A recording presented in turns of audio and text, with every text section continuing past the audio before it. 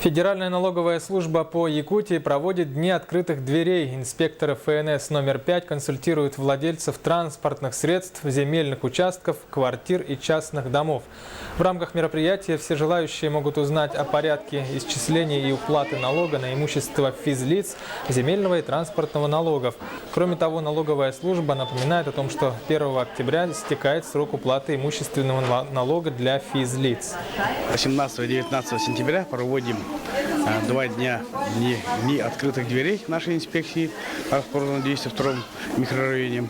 И в эти 2 дня мы будем консультировать наших налогоплательщиков, физических лиц по всем вопросам налогообложения, по уточнению объектов налогообложения, какие ставки существуют, какие льготы есть.